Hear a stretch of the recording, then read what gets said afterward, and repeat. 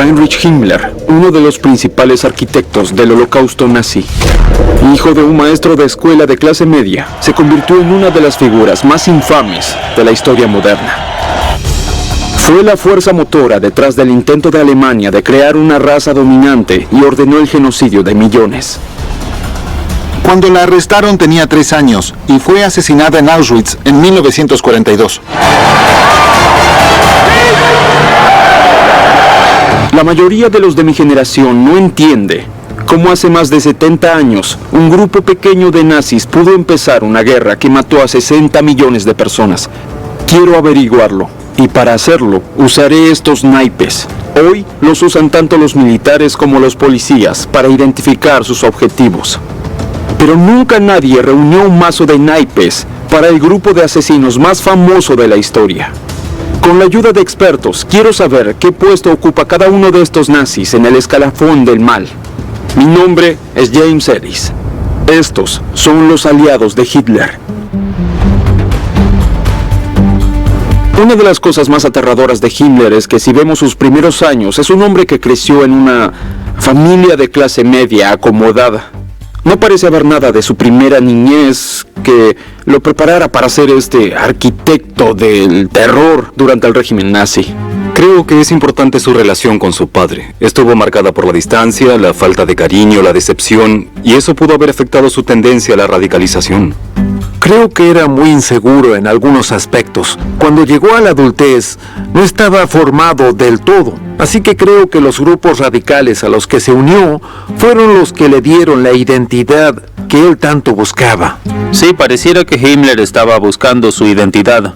Y alguien que está buscando su camino corre el peligro de caer en estos tipos de movimientos radicales. Y eso fue lo que pasó. Yo creo que hay un gran salto entre estar en un entorno de política radicalizada y terminar siendo uno de los jugadores clave en el sistema nazi de terror, represión y genocidio. Pero, ¿cómo fue que dio ese salto? La respuesta está en la sede original del poder nazi en Alemania, Múnich. Y hasta ahí me dirigí. Lo que trato de entender es cómo Heinrich Himmler terminó siendo tan radicalizado. Bien, todo pasó en Múnich. Me encontré con el fotoperiodista independiente Michael Kramer, que cubre las actividades de la extrema derecha en Alemania y conoce bien su historia. Fue aquí en Múnich que el joven Heinrich Himmler comenzó su descenso a la oscuridad. Himmler tenía solo 19 años y era hijo de un maestro de escuela. No tuvo edad suficiente para pelear en la Primera Guerra, pero estaba en medio de la acción en el período posterior a la derrota alemana. ¡Wow! ¡Qué lindo edificio! Michael me lleva a un lugar fundamental para el desarrollo político del joven Himmler. Una cervecería. Las cervecerías eran lugares muy populares, ruidosos, casi todos hombres, bebiendo cerveza, pasándola bien y también escuchando discursos políticos y radicalizándose lentamente. Así que este era un lugar en el que la gente se juntaba para escuchar sobre política, para discutir política, pero también venían para contactarse con grandes líderes de extrema derecha como Hitler. Sin dudas. En 1921, Hitler lideraba el incipiente partido nazi. En las cervecerías de Múnich despotricaba contra los judíos y los comunistas y encontró un público entre los estudiantes y los desempleados. Entre ellos estaba Heinrich Himmler. En la época de crisis después de la Primera Guerra, se hizo muy común culpar a los judíos por todas las penurias que sufría Alemania. Y los antisemitas decían que los judíos solo eran leales entre ellos y con sus intereses internacionales. Se difundió la idea de que los judíos en las altas finanzas habían traicionado a Alemania en beneficio propio. Es muy frecuente que individuos que se sienten excluidos de la sociedad, que buscan su identidad, buscan un sentido y tienen dificultades con eso, encuentran un chivo expiatorio al que culpar por sus problemas y eso es más fácil que buscar en uno mismo. ¿Y cómo hizo Heinrich Himmler para involucrarse en el movimiento nazi? Era un bailarín muy talentoso y participaba en bailes grupales que también se hacían en las cervecerías. ¿Se hizo nazi por el baile? Así hizo contacto con los fascistas. Es difícil imaginarse a Himmler bailando, sobre todo cuando uno piensa que muchos de los que lo rodeaban eran veteranos de la Primera Guerra. El militarismo era importante en la cultura alemana en ese momento, me parece. Así es. El militarismo era muy importante. Al militar se lo veía como al hombre ideal. Himmler tuvo una fascinación por lo militar desde muy temprano. Un momento clave en la juventud de Himmler fue el hecho de que era muy joven para enlistarse en la Primera Guerra. Su hermano lo hizo, y Himmler lamentó no tener la oportunidad de demostrar su valentía en la guerra. Ansioso de codearse con héroes de la guerra, Himmler se adhiere al partido nazi en 1923. Pocos meses después, participa en el intento de Hitler de derrocar el gobierno democrático de Baviera, en lo que se conoció como el Putsch de la cervecería. Himmler tenía una ambición que no tenía límites y sabía que si quería prosperar dentro del partido nazi, tenía que intentar acercarse a una persona, a Adolf Hitler. ¿Y dónde estaba Himmler en el momento del golpe? De hecho, él estaba acá, en este lugar. ¿Justo acá? Bueno, tal vez no en este punto ¿Él exacto, estaba justo pero acá, en esta cervecería? Sí. ¡Wow! En esta cervecería, hace unos 100 años, Himmler se unió a la primera línea de un movimiento político nuevo y peligroso. O sea que en el putsch de la cervecería de 1923, esto debió estar lleno de gente, muchas personas armadas, esperando las órdenes para ir a tomar su objetivo en la ciudad. Y para Himmler fue un gran momento, porque era su primera participación importante en el partido nazi. Sí, era el momento de Himmler para demostrar que era un soldado que peleaba por la causa. Por fin, él iba a mostrar su hombría. Es el momento de Himmler. Marcha por las calles, listo para tomar Múnich y seguir adelante hacia Berlín. Pero los nazis son repelidos y el golpe termina en derrota a los pies del legendario monumento militar de la ciudad, la Felderhalle. Allí, durante un enfrentamiento con la policía de Múnich, 14 manifestantes nazis murieron y decenas fueron arrestados, entre ellos el mismo Hitler. Este fue un momento trascendente en el surgimiento del partido nazi. Y todavía sigue influyendo a los fanáticos de ultraderecha en la actualidad. Michael me trajo a esta plaza cercana, donde un grupo de manifestantes contra la inmigración vocifera sus ideas extremas.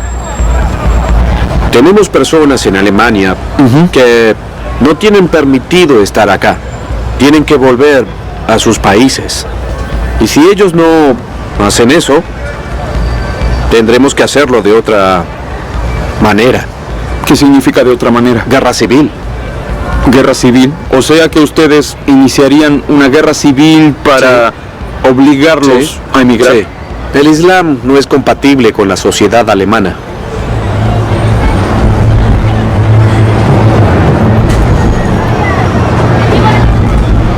Que estemos en el siglo XXI y que esta gente diga que ahora viene una época violenta, para mí es extremadamente perturbador y muy aterrador. Y si no recordamos la historia, si no recordamos las lecciones del pasado, podría ser un momento catastrófico para nosotros.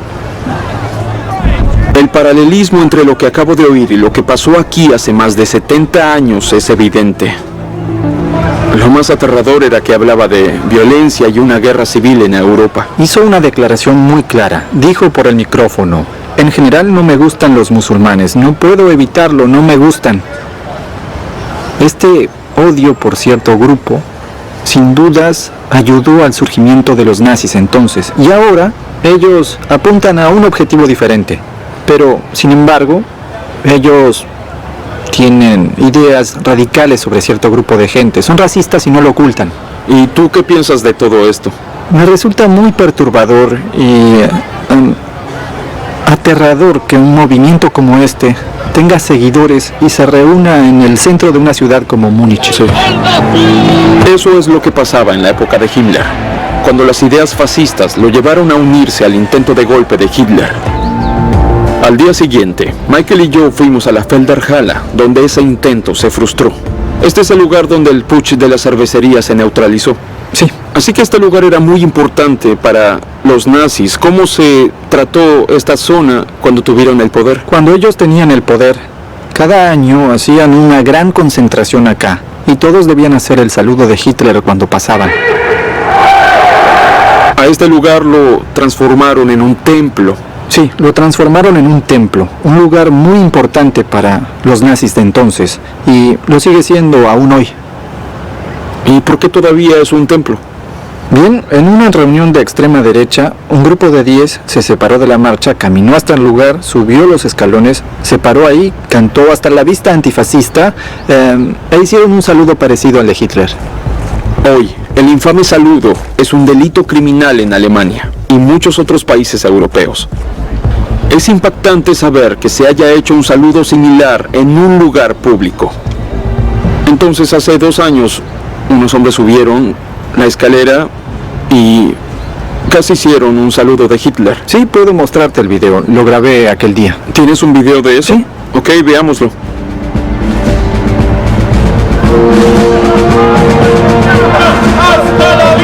No lo puedo creer. Es increíble. Puedes ver el video acá. El grupo estaba parado ahí arriba, frente a la estatua, y acá se ve al hombre haciendo el Por saludo. favor, sí, lo veo, sí.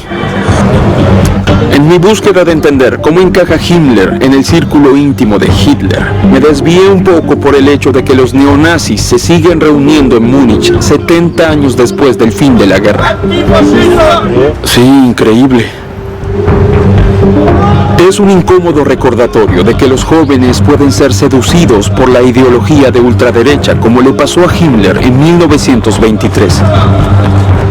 Esa debe haber sido una experiencia escalofriante. Sí, fue un momento muy devastador. Se criticó a la policía de Múnich por no detener a la gente que subió ahí, porque por lo general es ilegal manifestarse en esa escalera. Me imagino que si uno viaja a Múnich y no conoce la historia, nunca haría esa conexión, porque este es un edificio que parece del siglo XIX. No da la sensación de ser algo que se haya usado como un templo nazi o de ultraderecha. Tienes razón. La mayoría de la gente probablemente no sepa mucho sobre su significado histórico.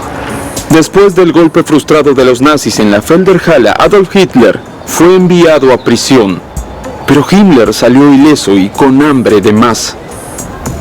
A la hora de acusar gente por su participación en este intento de golpe, vieron que no había pruebas suficientes en su contra para acusarlo.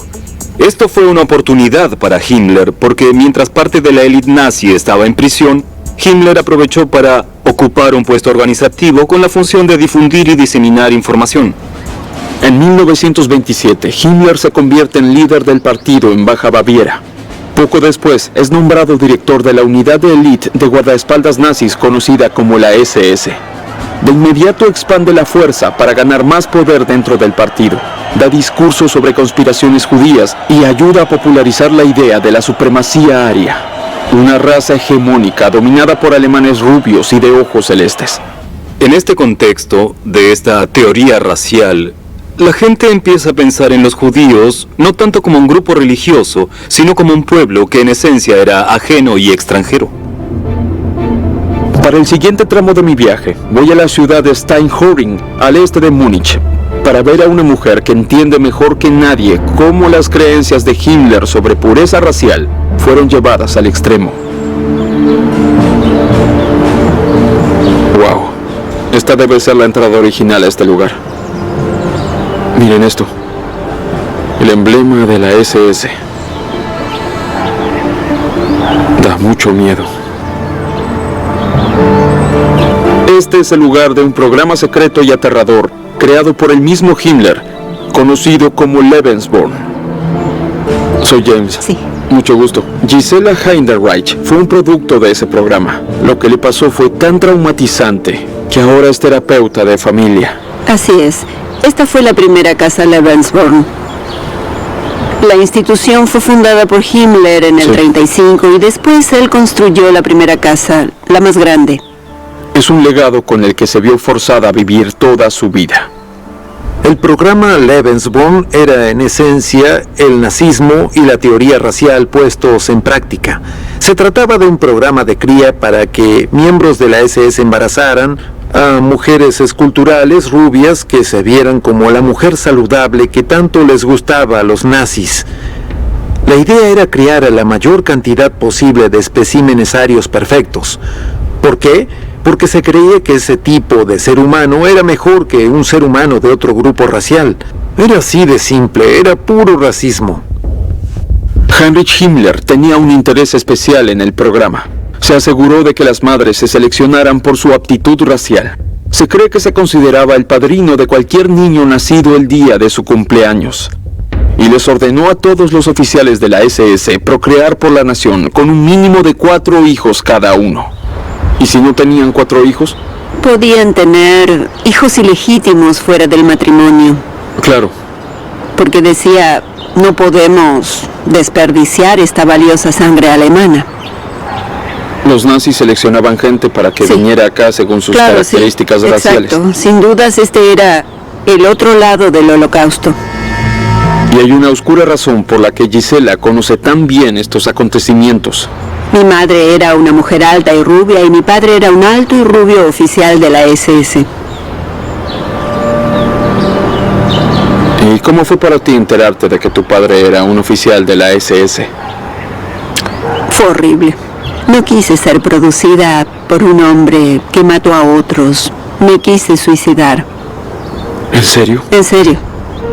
Gisela nació después de que su madre tuvo un amorío con un oficial de la SS casado. Himmler alentaba a que todos sus oficiales hicieran eso, que produjeran la mayor cantidad posible de niños arios. Estableció casas Lebensborn para albergar a bebés de la SS a lo largo de toda la Europa nazi.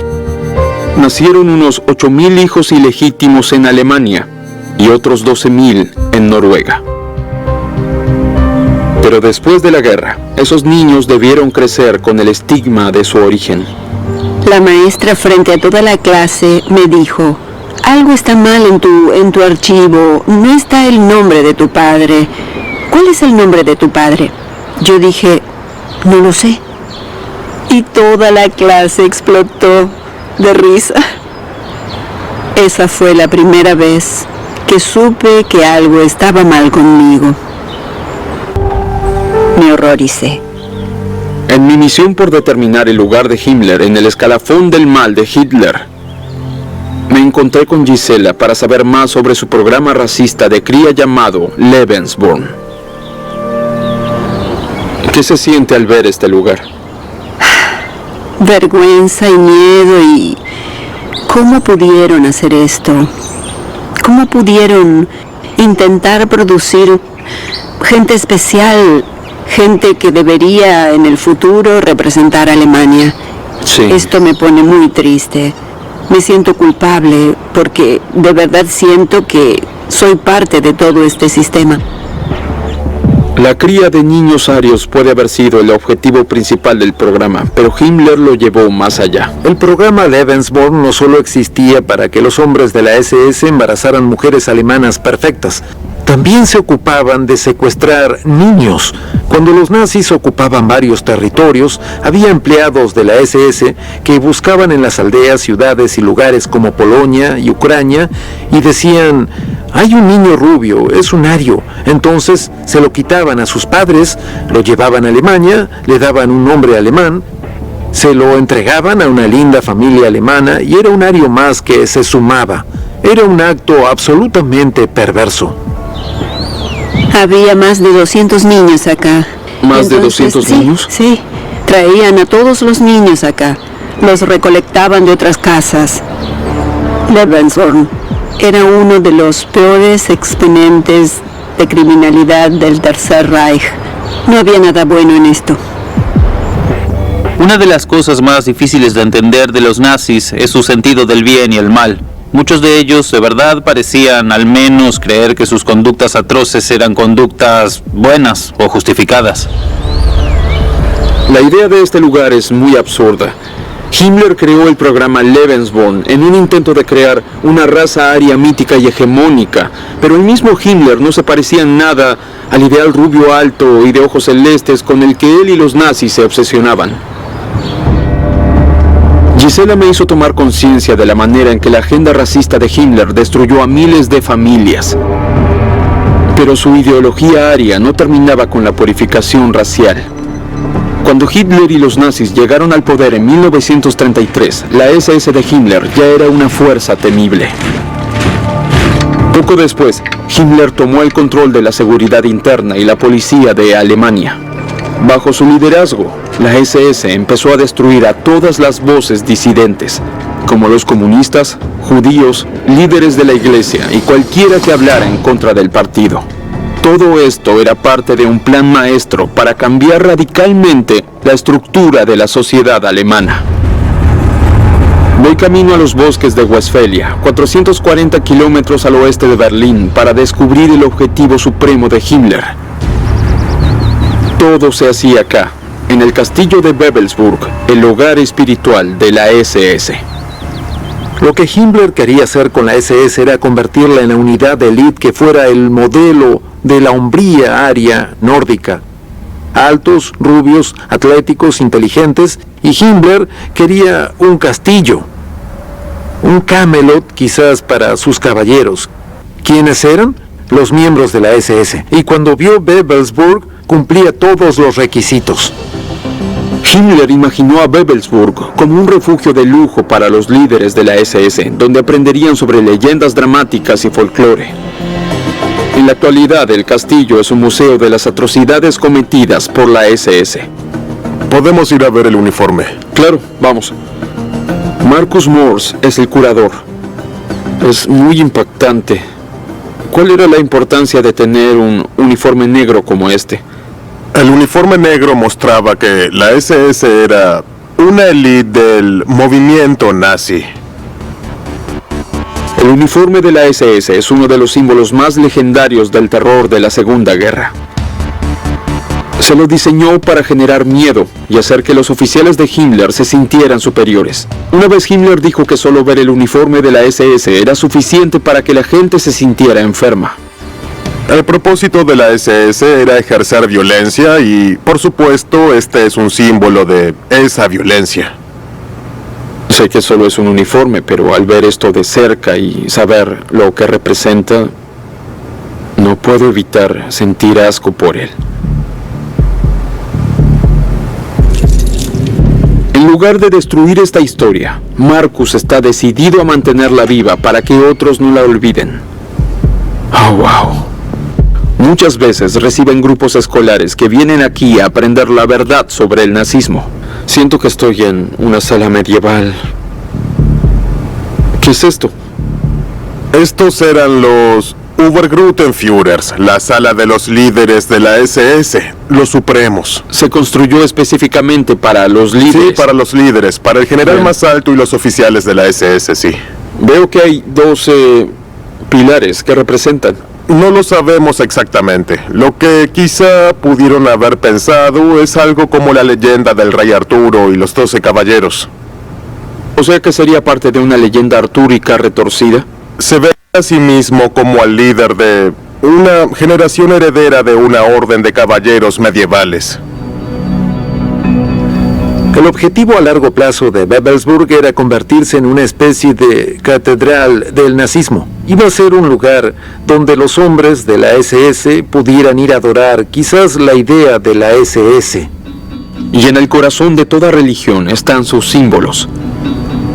¿Y qué tenemos acá en el medio? Este ornamento acá, en medio de la sala de los líderes, es conocido como el Sol Negro. ¿El Sol Negro? El Sol Negro, sí. ¿Y qué representa? No lo sabemos. ¿No hay alguna idea? La gente que se paraba acá, en este lugar, quizá debía sentir que estaba parada ¿En el centro del mundo? En el centro del mundo, de una manera simbólica.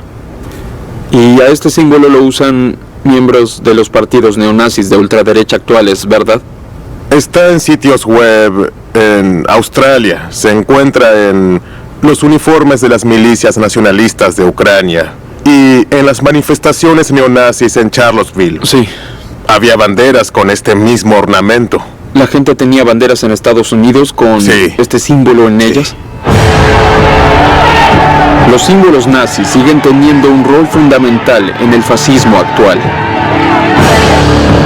Y mientras termino mi visita a Wewelsburg, encontramos evidencias de que el castillo podría seguir siendo atractivo para los extremistas de hoy.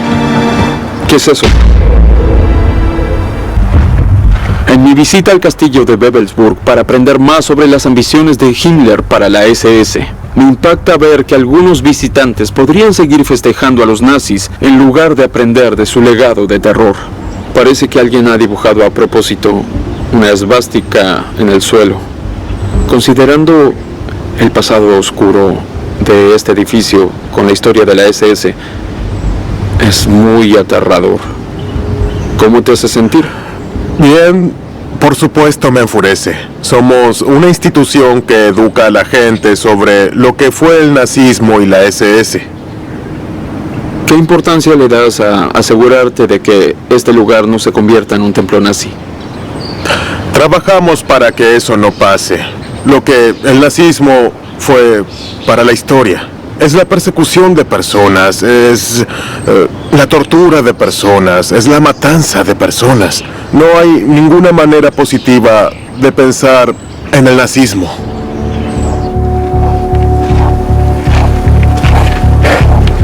El uso de Himmler de Wewelsburg como catedral del nazismo puede ser perturbador. Pero sus retorcidas creencias tuvieron otra forma mucho más horripilante. Y ahí es donde iré ahora, al lugar donde se cometieron algunos de los peores crímenes de la historia. Nunca había estado en un campo de concentración. Es la primera vez que estoy en uno, y sé que es importante estar acá, pero seré sincero, no me entusiasma la idea. Sí, mucha gente dice lo mismo. Incluso ahora, tantos años después, es un lugar muy aterrador. Sí, mucha gente tiene esa sensación. Alexander Perman es archivista en el sitio conmemorativo de Dachau, 30 kilómetros al norte de Múnich. Por supuesto que yo siento lo mismo. Esta expresión es muy famosa. ¿Puedes decirme qué significa y por qué está acá? Como dices, es muy icónica. Arbeit macht frei. El trabajo los liberará. Dachau fue el primer campo de concentración nazi. Lo estableció Heinrich Himmler. Los nazis en los primeros días publicitaron la apertura de los campos de concentración. ¿En serio? Intentaron crear una ilusión. Dijeron, llevaremos a la gente mala responsable de toda la agitación en Alemania antes de nuestra llegada. Sí. Vamos a ponerlos en estos campos de concentración y a través del trabajo duro vamos a reformarlos. Era como un sistema penitenciario para reformar a gente a la que se consideraba poco deseable para la nación. Exacto. La realidad del otro lado es que el trabajo en el campo estaba diseñado por los nazis solamente para quebrar a los presos. Himmler fue la figura clave para establecer su diseño y su funcionamiento. Himmler creó una nueva unidad de la SS, las unidades de la calavera que estaban para administrar los campos de concentración. Esto era sin dudas una parte clave de la manera en que Himmler construyó poder. Estaba al mando, puso a sus hombres a cargo de cada uno de los campos y ellos le informaban. Es espeluznante. Sin dudas. A esta se la llamaba Appellplatz, la plaza central del reencuentro. Estaba diseñada para que los presos se sintieran muy pequeños, insignificantes y para intimidarlos. Y esta zona podía albergar hasta 40.000 presos al mismo tiempo. 40.000 personas frente a nosotros. Exacto. Acá. Exacto. Debió haber sido espeluznante estar aquí. Aquí es donde los sádicos guardianes de la SS juntaban a los prisioneros para el recuento antes de empezar la jornada de 12 horas de trabajos forzados. Después de que Alemania invadió Polonia en 1939, el flujo de prisioneros a Dachau se incrementó y el campo se expandió. ¿Qué es este lugar? Esta es una reconstrucción del aspecto que tenían los cuarteles. ¿Cuánta gente vivía en estos cuarteles? En los años posteriores, en el periodo de 1944 al 45, cada cuarto tenía 500 presos. Había muchas enfermedades. Lo único para lo que les servían los presos era para trabajar para la industria de la guerra, así que a la gente la metían dentro del suelo. Este lugar estaba superpoblado, la gente moría de hambre y la SS los hacía trabajar hasta morir. Moría tanta gente que la SS decidió construir un crematorio. Así los cuerpos podían desecharse en el mismo lugar. Es algo inhumano. Bajo la dirección de Himmler, Dachau fue el prototipo. Himmler sin dudas considera que la gente de sus campos de concentración es menos que humana, los Untermenschen, los subhumanos. Y cuando uno empieza a pensar en esta gente como si fueran animales, uno empieza a usarlos como herramientas. Himmler supervisaba todo el sistema de campos, pero tenía un interés especial en Dachau. Es donde ordenó a los prisioneros construir un gran jardín de hierbas llamado la plantación. ¿Por qué Himmler hizo construir una plantación junto al campo de concentración? Le interesaban las hierbas medicinales. En un proyecto que hicieron como parte de los experimentos humanos que se hicieron acá, más de 1000 presos fueron infectados con malaria. Y después usaron varias hierbas y especias para tratar la malaria. O sea que infectaban deliberadamente a los presos con malaria. Sí. No tenían ningún tipo de escrúpulo moral. El hecho de que la gente muriera mientras intentaban encontrar remedios alternativos para la salud de los alemanes era un precio que estaba dispuesto a pagar. Un precio terrible. Sin dudas. Una de las cosas notables de los nazis era su capacidad de compartimentar, de ser capaces de cometer estos actos atroces contra cierto grupo de gente y poder ir a casa por la noche y poder vivir con eso. Todas las peores atrocidades de los nazis pueden ser atribuidas a la iniciativa de Himmler. Él fue el responsable de la expansión del sistema de campos de concentración, y él fue el que creó los primeros campos que fueron diseñados específicamente como centros de exterminio. Para darte un ejemplo de un campo de la muerte, Treblinka estuvo abierto por unos 11 meses. En ese tiempo murieron casi 1 millón de personas. 1 millón de personas en 11 meses. Son casi 100,000 por mes. Los campos de la muerte como Treblinka en Polonia llegaron a esas cifras a través del uso de cámaras de gas especialmente diseñadas, donde la gente era asesinada en masa. Para muchos, los campos de concentración como Dachau eran la última parada en su viaje hacia esas cámaras. Si había una persona que era responsable de todo esto, es Heinrich Himmler. Para mí es muy aterrador que una persona pueda ser tan malvada, que pueda tener esa visión diabólica para crear lugares como este y cometer atrocidades y genocidios a una escala tan grande. ¿Cómo es para ti a nivel emocional lidiar con este lugar de manera cotidiana? Aunque suene como un cliché, es un honor trabajar acá. Es un honor poder mantener la historia y los hechos vivos para que podamos aprender de esto. Es importante entender que unas 40,000 personas fueron asesinadas aquí por los nazis hace menos de 75 años. ¿Cómo pudo alguien crear algo tan siniestro como esto? Por esto es que a Himmler se lo considera el arquitecto de la solución final. Fue clave para el asesinato sistemático no solo de judíos, sino de cualquiera que se considerara enemigo del Estado. La mayoría no era una amenaza para nadie. Miriam Grunbaum, cuando fue arrestada, tenía 3 años. Y fue asesinada en Auschwitz en 1942.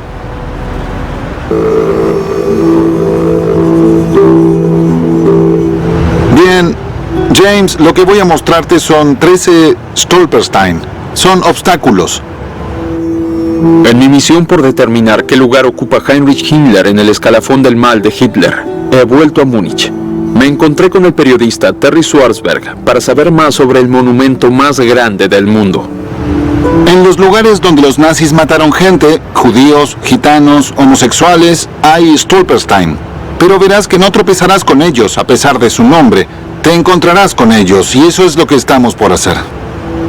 El proyecto Stolperstein comenzó en 1992. Cada placa de bronce recuerda a una víctima que sufrió con los nazis.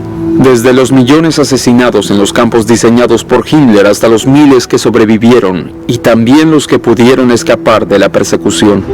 O sea que recuerda no solo a la gente que fue asesinada, sino a los que sobrevivieron la persecución y la sufrieron. Sí.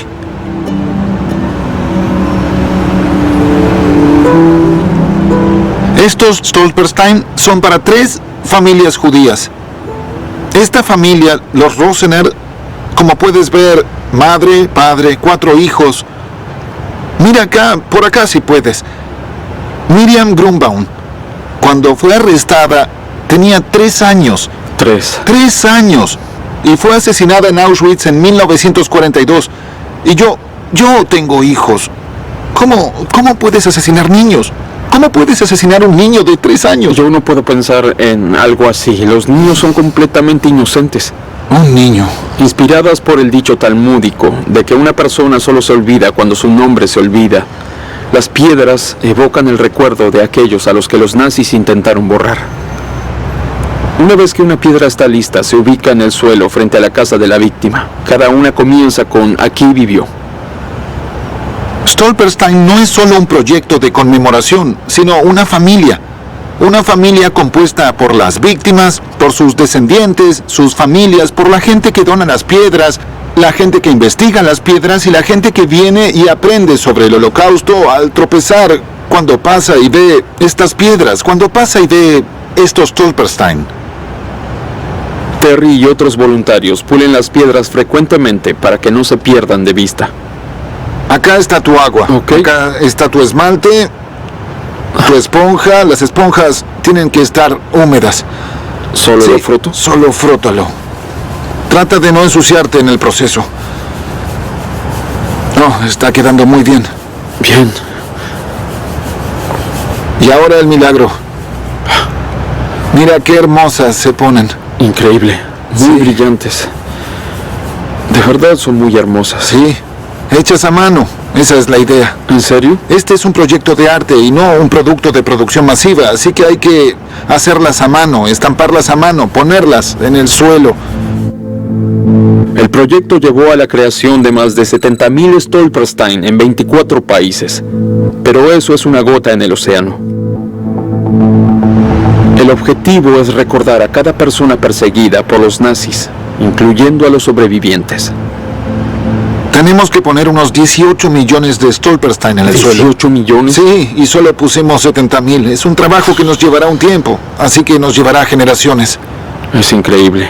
Debe ser muy gratificante para ti poder hacer esto para mantener vivo el recuerdo de esta gente. Sí, pero creo que cada persona debería ser recordada y debe conmovernos hasta la médula, porque nos damos cuenta de que tú, yo y todos los demás, esta gente era gente normal que vivía su vida y un día alguien dijo, vamos a matarte, vamos a perseguirte, y perdieron todo. Creo que para mis hijos y para las futuras generaciones, los Stolperstein son la mejor garantía de que nunca vivamos algo como los nazis otra vez, porque nos recuerdan lo fácil que puede pasar y que ha pasado, y por eso nunca fueron más importantes que en la actualidad. Con la evidencia que vi de los nazis actuales en las calles alemanas, estas piedras son símbolos brillantes en un mundo que se oscurece. También son la conclusión de mi intento por entender el papel de Heinrich Himmler en el Holocausto. Ahora es momento de determinar qué lugar ocupa este diabólico nazi en el escalafón del mal de Hitler. Para mí lo que hace a Himmler especialmente aterrador es que sabía que lo que hacía estaba mal. Mi visita a Alemania me ayudó a entender mejor el papel que tuvo Heinrich Himmler en el régimen nazi.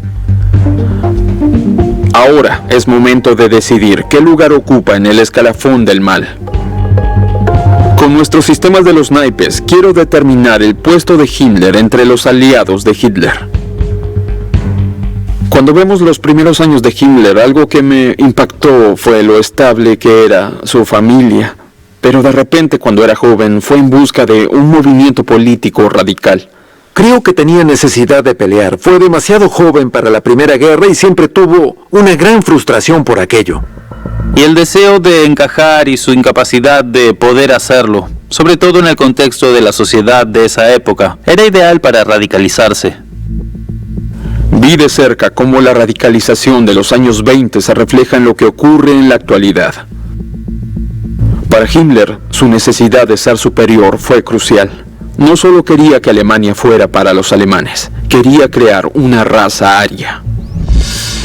Es un ejemplo muy personal de la manera en que la pureza y las ideas de degeneración y contaminación se extendieron tanto en la sociedad nazi y el Estado nazi, desde la pureza racial hasta el nivel de lo que un nazi individual debería ser como hombre y qué tipo de pureza sexual debería practicar. Pero Himmler no era un oficial normal de la SS. Pudo no haber jalado ningún gatillo, pero fue responsable de asesinatos a escala industrial. El lugar al que fui y que creo tuvo mayor impacto en mí fue Dachau, porque me impactó la brutalidad del sistema que él creó y supervisó. No podemos subestimar el papel del antisemitismo, el papel de la teoría racial y el papel de la creencia en la supremacía racial en la política de Himmler y en su visión. Tienes toda la razón. Himmler era el principal responsable de esto. Creo que la respuesta corta es que sin él no habría llegado al extremo al que llegó. Sí, los campos de concentración como concepto se habían inventado antes de la época nazi, pero fue este hombre el que se dedicó a perfeccionarlos a niveles inhumanos.